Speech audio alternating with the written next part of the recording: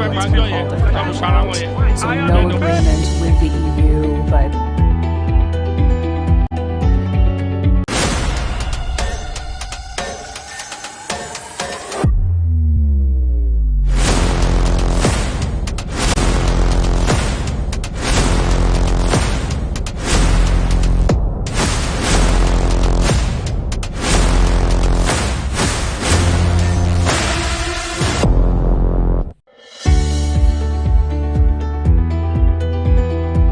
people into the country illegally. That is amazing. Honorable You human trafficker. Honorable You understand.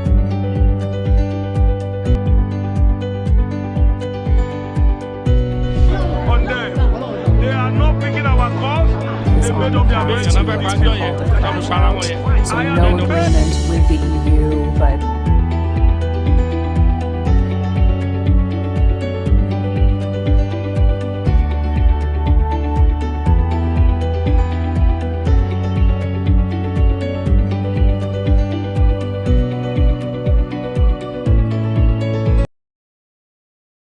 on trending stories in politics, business, socio-economy, sports, and love.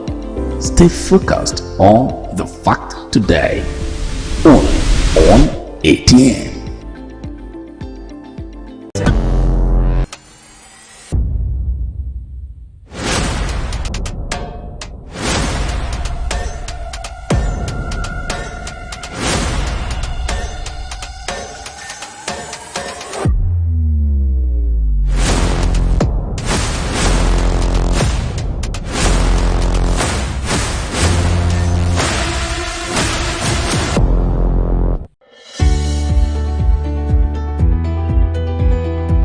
People into the country illegally. That is amazing. Honorable You human trafficker. Honorable You understand.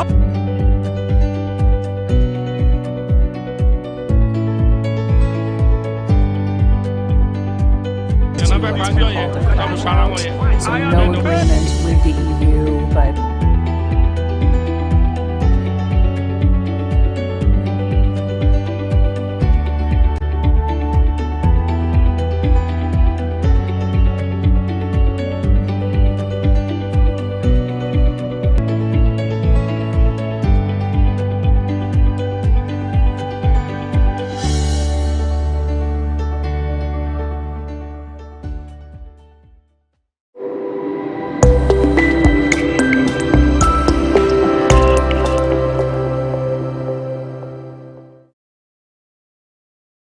From the line across the ocean, sport news, live analysis, expert discussions on trending stories in politics, business, socio-economy, sports, and documentaries.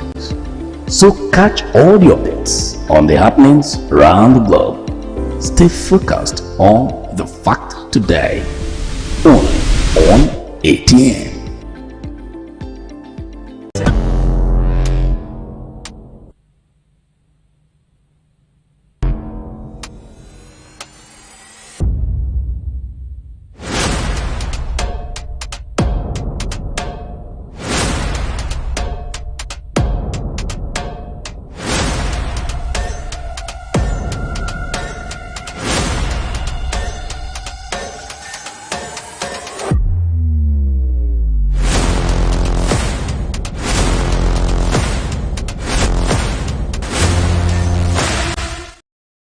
Thank you so much for staying right here with us. I'm also eager, just as you are, to get straight into the stories. But first off, let us introduce our guests.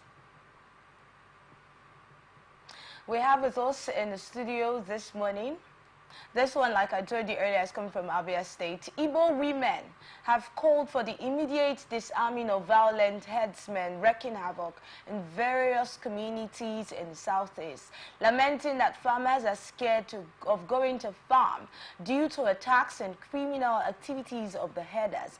The visibly agitated women who spoke under the umbrella of Igbo Women Assembly, IWA, also demanded the dismantling of multiple military military checkpoints across Southeast, claiming that they are stifling the economy of the zone and driving away the youths who allegedly suffer humiliation and molestation at some of the checkpoints. Addressing a press conference in Umuahia, Abia State over the weekend, the Iwa National President Lolo Nneka Chimezie appealed to President Bola Ahmed Tinubu to quickly come to the rescue of Igbo rural dwellers, who are mostly farmers, as they no longer go to farm as a result of incessant, unprovoked attacks by criminal headers.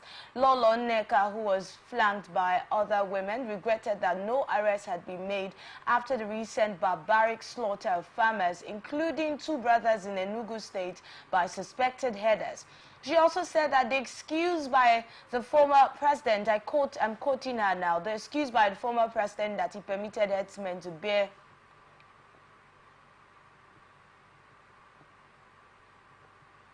the excuse, according to her, by the former president that he permitted headsmen to bear arms because of cattle rustlers is lame and should not apply in Southeast, as there had not been any incident of cattle rustling in the zone.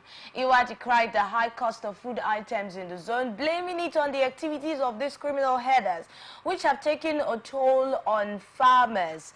This cry is coming from the Iwa now, but it's looking like something that we have heard other farmers in other areas in Nigeria say.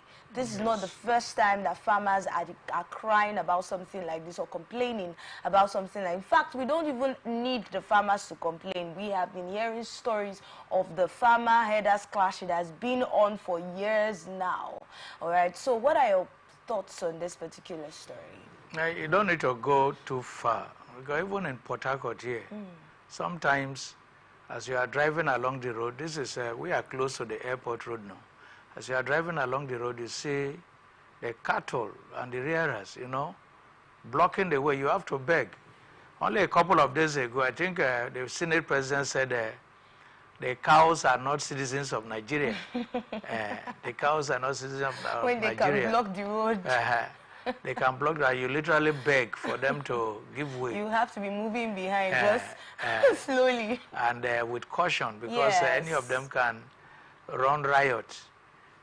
So if we are going to find a lasting solution to this problem, you see, there are countries like Brazil that produce a lot of, you know, beef. Those are the top beef producing countries in the world. Even South Africa and other countries. So to find a lasting solution, let us address the root cause of this crisis.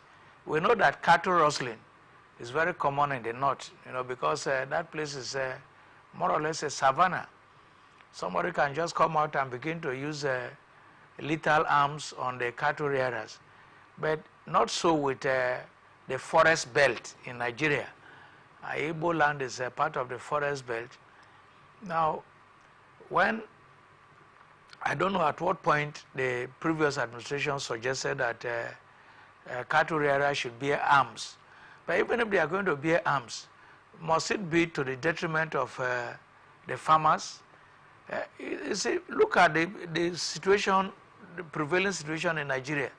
If a group of people want to go to a farm to earn a living, it should be a legitimate business. But when cattle rearers go haywire, you know, killing people, then they allowing cattle to destroy crops and economic crops and so on. This is one of the reasons the crisis in the middle belt can hardly be curtailed. We have farmers spend their resources to farm, and just as we are nearing harvest period, you see a group of herdsmen invading those farms, eating up all the crops, and you know, leading to, you know, hunger, starvation, famine, deprivation. So government should, you know, make a policy. I think I hear that recently the National Assembly is pushing for ranching. Ranching is a better option, because when they ranch, cattle rearers can, you know, this migratory nature of cattle rearers will automatically what? Stop. Where you have a ranch and these things are fed. If in the advanced countries in Canada, USA and the UK, you now see robots feeding cows. I don't know if you have seen it. So through automation, human labor is reduced. Not this thing we are seeing here where you see a cattle rearer parading with the cattle moving from Port Harcourt to Inagua, moving from Port Harcourt to Ahoda, devastating in their trail, devastating crops, economic crops, causing famine. If there is any danger, they begin to fight and so on. This thing is uncalled for. Government should take a look at the passionate plea of IWA, the Igbo Women Association. They are not the only people complaining. Right in Port Harcourt here, we are seeing it. Cattle rearers moving around as they are grazing. You see the cattle, sometimes walking across the road, obstructing vehicular traffic. Sometimes if you have your gates open, you have these cows coming. Yes. I've had that experience before. In Port Harcourt here? Yes. Oh, serious. Before I got back home, someone who left, then they were working on the gates and all of that. They were not even done with that. Before I got back home, these cows welcome me. Yeah, your citizens. It means they acted like Nigerian citizens. Me in my own compound. But they were not hostile. If you are not hostile to them. I did not wait to get close to them to find out if they are hostile or not. So the implication is that, see, they prevent farmers from going to their farms. That is enough signal. It's a red flag. Why should we continue to, rear cattle this same old way? Something that people have been doing in more than 100, 200 years ago. We are still doing it. Why can't we adopt a more scientific approach, save cost, save lives and property? Economic crops. But you've talked about having a ranch, yes. In every state? Of course. Or in the places where they are predominant? Mostly in places where they are, especially those northern states, where they rear cattle. Some of these cattle come from outside the country. They come from outside the country. And when they come in, people should, I think we used to have an agency for nomadic herdsmen. That agency should take a census of the number of cattle rearers, take an inventorize the cattle rearers, how many cattle they are keeping, their states of origin, age. This age thing is also very important because sometimes you see people who are maybe below 18 rearing cattle. Of course, those are young boys with the desert sun and with the prevailing heat. That is, some of them can, and I am told too that some of them abuse tobacco and other things. You can understand why such, herders and farmers conflict sometimes turn violent and they begin to fight. Especially somebody who is taking tobacco with arms. Arms and tobacco, they cannot go together. They can't go together. You know that when this was suggested, some state governors said we are not giving out our lands for ranches, for these cattle rearers. We have other things that we want to use our lands for. So do you think this recommendation that you have suggested is something that all the state governors would agree with? During the Buhari administration, this cattle colony issue came up. But I am a state may not necessarily use, too much of land to create they're scared of invasion. Yes. They're scared of these people bringing in more of their brothers or more people from other states. Yes. So they're like, if you're doing business in your states, then it is not wrong for a ranch to be created for you in your state. But we over here, we are not cattle rearers. This is what we do. We are farmers. We are fishermen. So we're not if we're giving out our land, we're giving out our land to the people who will farm on it and all of those things. But let's get to hear from Ambassador Ekie. We have been joined by Ambassador Ekie C. Ekie. He is also a public affairs analyst. Thank you so much, Ambassador, for joining us. My pleasure. All right, let's get your thoughts on that. I think, number one, the Fulanis, the cattle herdsmen, because they are the most prominent in the business, are not the only ethnic group in Nigeria who that particular business is synonymous with. And I equally know that they are also very big in other areas of business industries in this country. Now, if you want to talk about the issue, why most state government are saying we don't have land for headers, it's simply because, like you've said, if you are doing business, you have to be intentional in developing your business. Now, if you needed a land for the purposes of growing or doing your cattle or cow business, you should be able to buy a plot of land, or as the case may be, that your resources. Cow is a very big business. So the owners of cow cannot say that they don't have resources to buy lands. They are not going to buy where human beings are living. So where they can even buy land is where it is cheaper. But the challenge is they feel that they don't want to invest in any man's land. As part of the farming tools are hoe and the digger and the cutlass. Maybe why cutlass can be used to kill the snake in the farm or wild animal, so that they can still farm, apart from using it to clear the bushes or whatsoever. So maybe farmers may decide to be violent in nature, not because they want to fight the herdsmen, but because they are finding a sort of insecure atmosphere in the bush. So maybe they can also have arms so that they can resist anything that wants to prevent them from their livelihood. Because the farming is their livelihood. And if... wait, let me get you right now. You're saying the farmers should be allowed to have No. arms? I didn't say they should. I said because it is a threat now to their economic life. Okay. Anything that attacks your economic life is attacking your life. So I'm saying that farmers may be tempted now to also go and look for a resistant measure. Maybe possessing firearms too, because they are saying disarm headers. So the disarming is with a weapon of armed fire.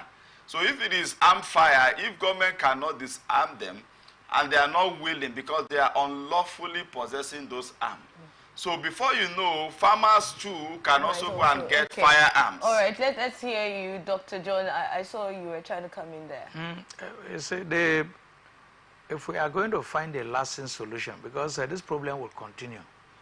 Farming and herding, they are two different things.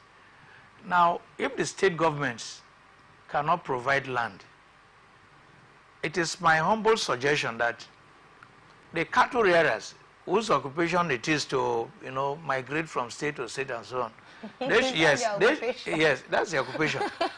So they should establish those colonies in their home states. But they can also have outposts of their colonies. Where? In every geopolitical zone. Because the cows we see is a source of protein to so many people. So we can also, because we are fishing, even in the north, they do fishing.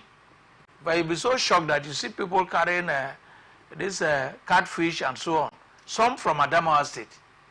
And they catch those fishes in quantity. But we don't hear cases of the federal or state government, providing lands or for these farmers that you have mentioned, even if you say they also fish in the north. That is why I am pushing for the agency responsible for nomadic education to approach the federal government to peace.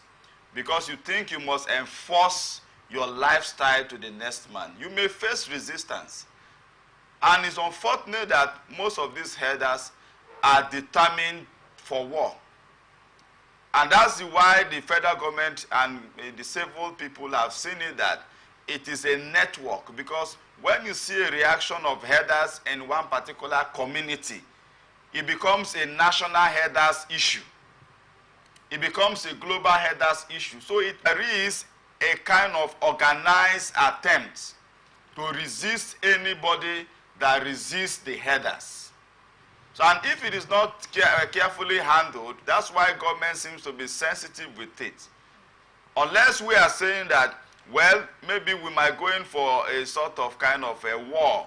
Let's get your recommendation, put in a complete, because that was Dr. John's recommendation of completely putting an end to this issue. Yes, one of the ways we can put an end to this issue is no business is too big to be banned. No business is too big to be banned. If a business is inimical to the society, we can do without the cow. Really? Can we really do without the cow? The cow meat is one meat amidst several meats. Aside the cow meat now, you know there are other parts of the cow that we use for other things. Like what part of it? There are different parts of the cows. Well, if it is used for medical purposes, you can do it. The medical scientists or those who need it for any purposes know where to go and get it for their medical purposes. So you're saying do away with the milk, do away with the meat, do away with the skin that we use for other things? If their activities in Nigeria is inimical, milk cannot only be the only product we can export, or we can import rather. So if it is threatening our lives, you must be alive to drink milk, my dear sister. You must be okay. You must be secure to drink milk comfortably. So milk production can be suspended in Nigeria. Wow. If that's one of the benefits. Let us ban the cow business and then import milk in other countries. Dr. John, of all the recommendations I've heard, I've never heard anyone say ban this. Let me hear you, You cannot ban the occupation of another person. Why? Even if it's threatening to the lives and properties of the citizens? all government can do is to regulate it. You know, are you a cow owner? No. Are you into the business? No. You know, if you look at the Constitution, yes, you have the right to your livelihood. However you ply your trade. The only thing is that if your trade is posing a threat to other people, government has to regulate it. That is why we are suggesting that, I am suggesting in particular that you cannot ban cattle rearing. What we can do is to control it. The federal government can enforce it. There's nothing, if the federal government can enforce, look at crude oil here at our backyard. The federal government says there should be nothing like artisanal refineries, all these fire things. And they are enforcing it. They are deploying. So why are they not enforcing it? They are deploying a lot of resources. So in the same way. What I'm saying is, government is deploying men, money, and materials to secure their oil wells. So the same federal government can enforce the creation of the establishment of cattle colonies in the north, and get, for purposes of easy, distribution of cow or beef, they can have little outposts in the south, maybe in every state. If you go to Bayelsa State, there's a particular area at this Elebele roadside where you have, they created a small place where this is where you will stay. And I tell you that some of our people too, they are becoming interested in the business. Some of them are also cattle owners. The cattle rearing thing is not meant for the north alone. We can equally buy into it and do it the best way we can handle it, without necessarily placing a ban. Placing a ban is an extreme measure, my brother. Okay, I understand. You see, the issue here is there are some businesses that, like for instance, there are some drugs that government has banned it because they felt it's inimical to our citizens, right? Yes. There are banks that government has equally dismantled. The issue of the bullfire you are talking about is also a means that is illegal, just like this issue of carrying arms by the herders are also illegal. But you are interested that government has make sure these things are stopped, because we from the Southerners, we are conquered people. So anything that we do that government seems not to be comfortable, it is very easy for government to resist it. And so the point I'm trying to raise here is cattle business can be banned if it is inimical to our society. Right. You cannot be saying that they should allow cattle business when people's life, they are also means of livelihood. These women you are talking about is their means of livelihood. And they are telling you that we can no longer go to farm because of this other man's business. And so government should keep quiet. So if your business will affect the next man's business, it becomes insecurity. So, and government responsibility is to protect lives and property. So if banning that business or restricting them within an area that seems insecure is going to give us peace, it's not a bad thing. You can't compel me to accept your business. You have to advertise your business. And your advertisement of your business should not be to the detriment of my own business or my own economic livelihood. So I want us to see it that way. We are not against herders. We are not against the cow business. But we are saying that do your business in a way that is civil, that is acceptable. We must not say because we need milk. We must not say because we must eat cow. Respond to the needs and aspirations of the country. In his words, having been enacted in 2004, that is 20 years ago, and given the developments and changes that have taken place in the society since then, it is our view that the act is overdue for review. Our education should respond to the needs and aspirations of our country, and there is no better way to do this than being abreast of local and global developments. Our presentations will cover UBE funding mechanism, UBEC Smart Education Program, learner assessment in basic education, and perspectives of the state Universal Basic Education Boards on UBE implementation, he said. Now down to the Senate. The Chairman Senate Committee on Education, Basic and Secondary, Senator Lawal Adamu Usman, noted that equal and adequate education for all Nigerian children is a matter of paramount interest. The number of out-of-school children is unacceptable. Free and compulsory education at basic level for all Nigerian children is the responsibility of the government. If we are to tackle all the challenges facing the sector, the UBEC Act must be reviewed. We need to tackle all the challenges for the future of our children to be safe and secure. Yes, Dr. John. Yes, this is one area UNESCO, UNICEF seem to have failed. You know, if you look at the thrust of the Sustainable Development Goals, which initially it was a Millennium Development Goals, which expired in 2015. The Sustainable Development Goals has the highest population in Africa. The population of about 210 million people. Out of this number, about at the primary school level, the out-of-school children now, that syndrome stands at about 10.2 million, the highest in Africa. In fact, Nigeria's case is really getting bad because 20 million out-of-school children is really unacceptable. We cannot fold our arms. There is need for them to, review the law in the first place and enable each tier of government to provide robust funding for basic education. Without adequate funding, nothing can work in terms of basic education in Nigeria. All right, Ambassador Ike. Well, the big question now is if 20 million Nigerians are out of school, in other words, they are not educated. So 100 million educated people, should our economy not be very good? If the problem is the 20 million out of school, 100 million people seemingly, assumptuously, are now educated, right? And then yet we have a very bad and sympathetic economy as a nation. Now, if I listen to the words of the Executive Secretary of UB,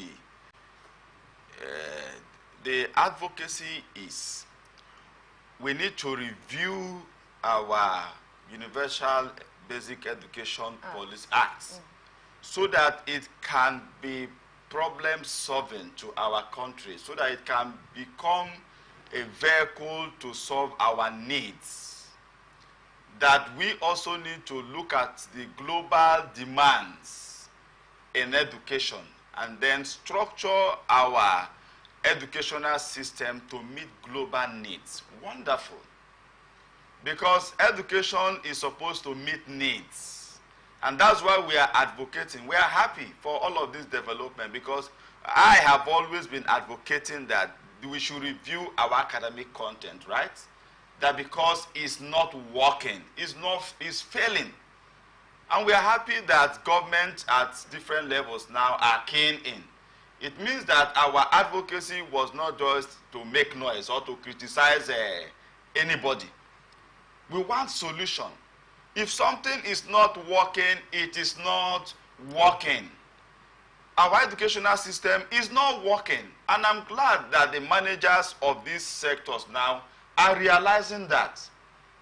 So I want to encourage that desire of the UB Executive Secretary and the Senate Committee on Education, you know, is wonderful. The Universal Basic Education, that's the UB, is the basic, that's primary, right? Primary and secondary. Yes, is the basic. Because if our children are trained, even at that level, education is not just about reading and writing. Education is, you know, giving you the right information for you to become useful to yourself. Okay, but working on a better standard for our educational system is not all that is needed to put an end to the out-of-school children, that the case of this out-of-school children that we have in Nigeria now. So what else do you think, what other approach do you think the government can take to put an end to this menace? One, I will commend the government to a reasonable extent. Because I know that the government have put up free food for children under this act of UB, even though to some extent, like he said, some people tend to sabotage it.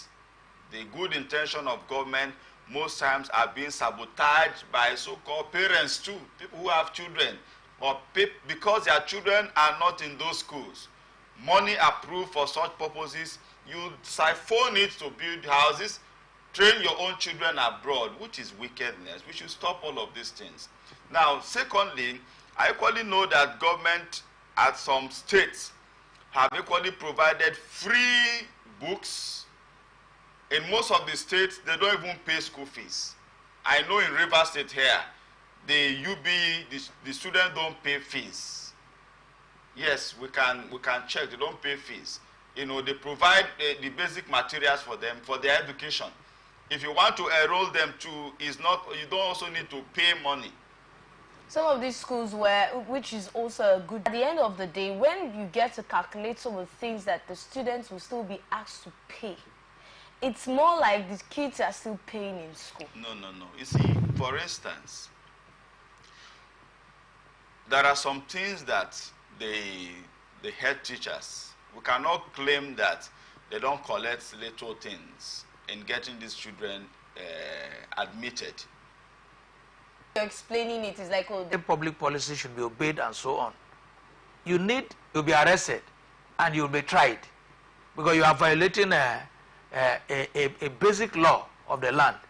So if this approach, if you look at the rate of out-of-school index in Nigeria, especially murder, assumptuously, so we should not be bringing global standard when we are... Some cases where, even though this is not the focus, but since you mentioned, there are some cases, and they send their children. Sometimes I wonder, Why is it that it's the kids that are going out there to hustle? What happened to you that brought them in an excuse for it? Yes. My point is, for instance, in some part of the northern Nigeria, they do not believe in this our Western education because they feel that it has a religious correlation.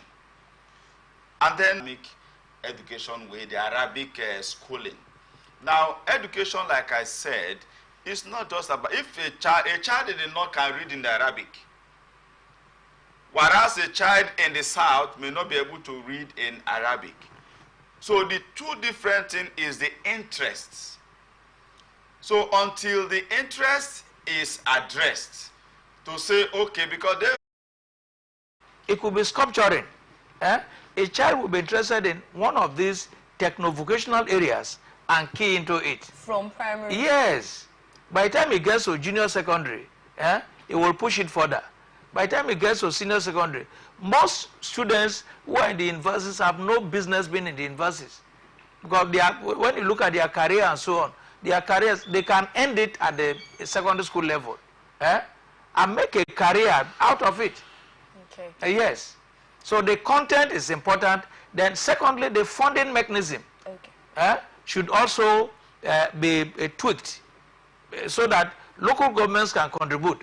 Today we see governors receiving big amount of money with little investment in basic education. The local governments have been ineffective. Yeah. The National Association of Nigerian Students, NANS, talking about education, has faulted the manner operatives of the Economic and Financial Crimes Commission, EFCC, in their raids on some students' lounges in the town. The student body described the action of the operatives of the anti-graft agency as infringing on the rights of the affected students.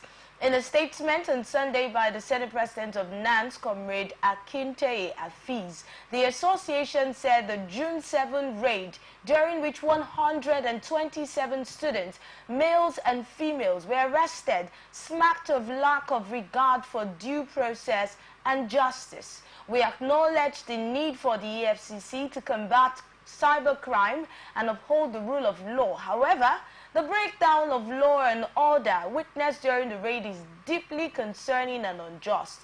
Despite our ongoing engagement with the EFCC command, we continue to observe a high rate of abuse against our citizens. The EFCC should operate with intelligence and precision, targeting only those for whom they have concrete evidence, not innocent citizens who are merely trying to find joy amidst the challenging circumstances in the country. And they have said that the mandate of investigating, prosecuting economic and financial crimes offenders must be carried out with utmost professionalism and respect for human rights. And according to them, the EFCC must operate as a law enforcement agency, not as thieves and burglars who use excessive force and to violate the rights of innocent citizens. These were the words of the NANS representatives who actually gave a statement concerning that raid. And he has said 127 students, male and female included, and he has faulted that NANS as a whole has faulted that raid.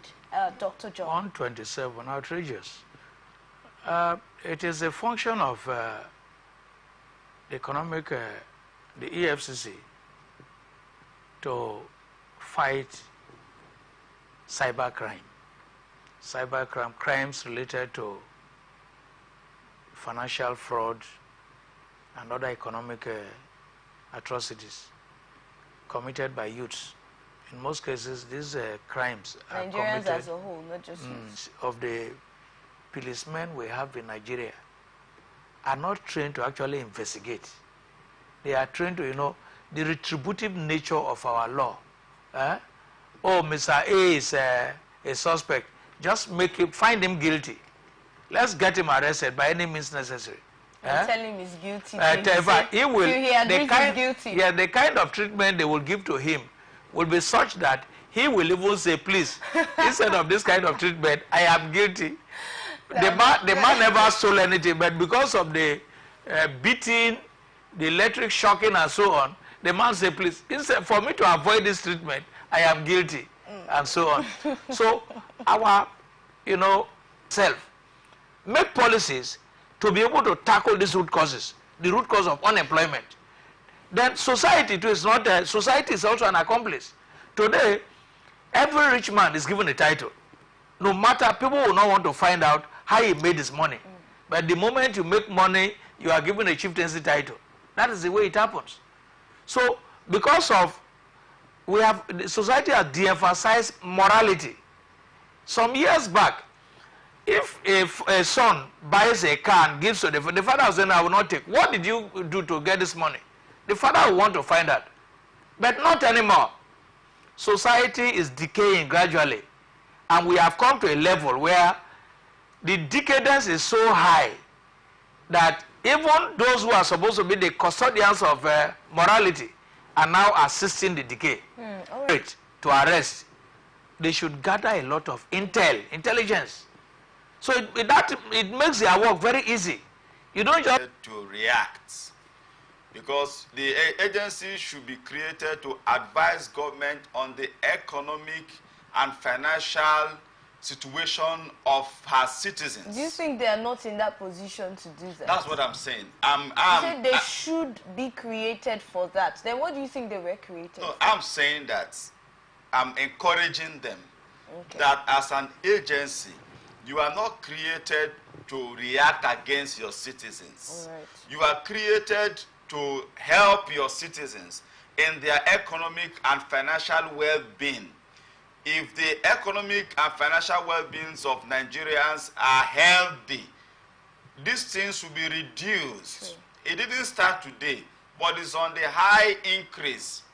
We have seen governors, senators being sentenced for financial crime. So it is not as if it's young people's thing. And then the way the society is so wonderful that a Nigerian will want to defraud government. If you have 5 billion naira and you go for 5 years imprisonment, you can be in prison and you are building houses, helping people and all of that, because in 5 years' time, where will you have 5 billion in Nigeria? So you discover that the way the system is the financial crime is very lucrative. The way government has made the system, because Government has made the system. No, what I'm saying, government is obviously not in support of fraud. you are not getting me. Crime. You can say you are not in support, but your action can encourage crime. The EFCC, this particular story now, how is any we action are discussing crime? it generally. Generally, okay. Yes, because it is not only in Akure.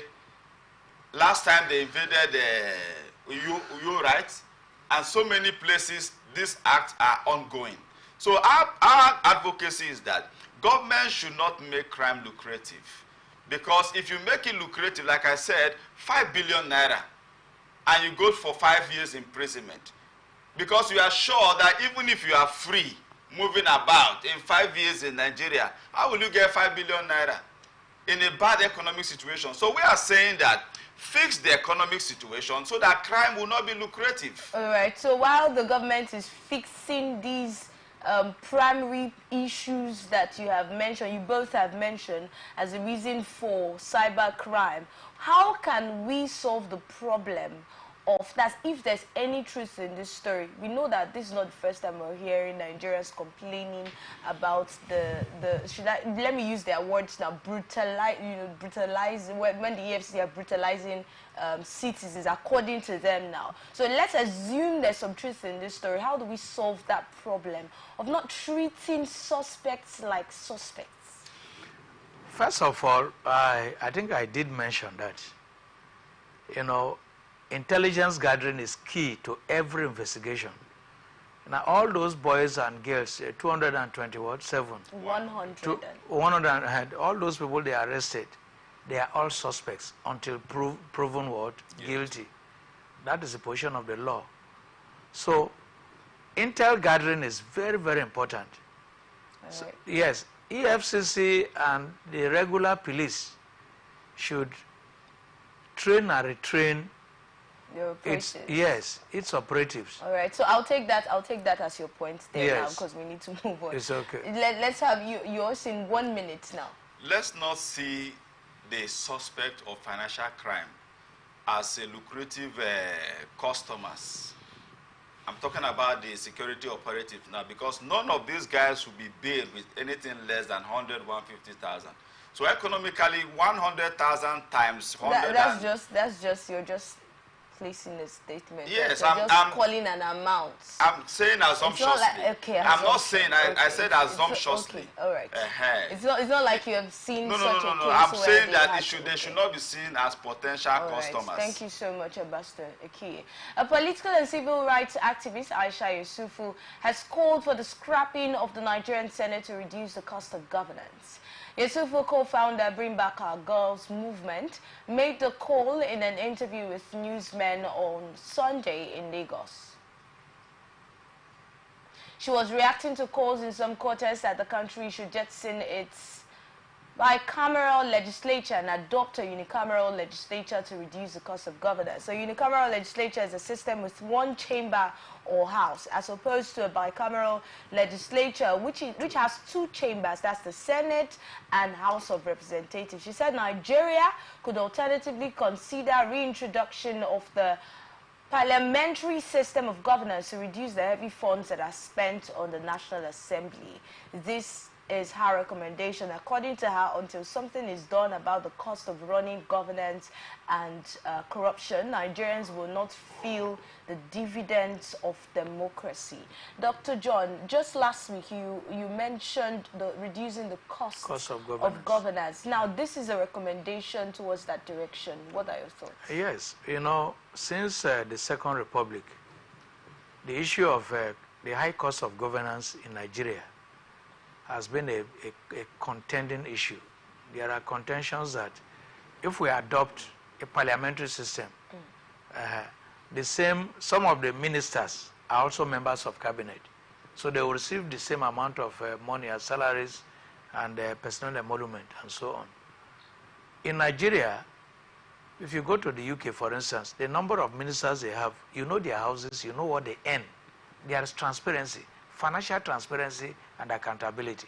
Unfortunately, for executive officers to reduce the number of appointees, during the 2023 general election, reducing the cost of governance was one of the key issues that was being debated upon.